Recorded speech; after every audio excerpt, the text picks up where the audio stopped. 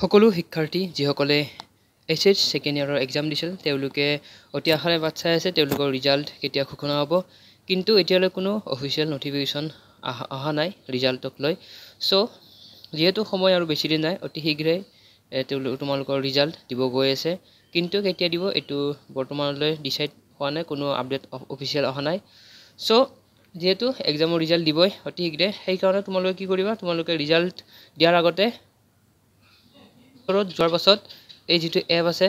upload app বুলি এই এপটো ইনষ্টল কৰি ল'বা যেহেতু মোৰ তাত অলৰেডি ইনষ্টল আছে চ' ইয়াতে এনেকৈ দেখা আছে বাট যিসকলে এতিয়ালৈ ইনষ্টল কৰা নাই তেওঁলোকে ইনষ্টল কৰি ল'বা আৰু লোৱাৰ পাছত এইটো অপেন কৰিবা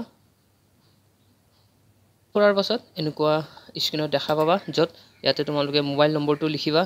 আৰু তাৰ পাছত ইয়াতে নিজৰ নামটো লিখিবা আৰু তাৰ পাছত ইয়াতে ক্লিক কৰি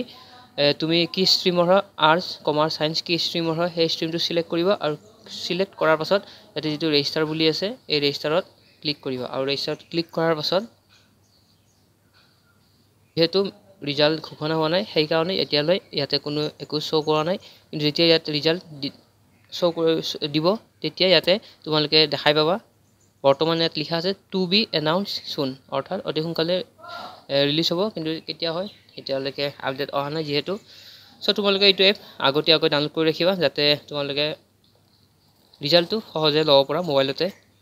তেন্তে এইখিনি আছিল ভিডিঅ'টোত যিসকলে এইবাৰ ৰিজাল্টৰ বাবে বাট চাই আছে তেওঁলোকে কমেণ্ট কৰি নিশ্চয় জনাবা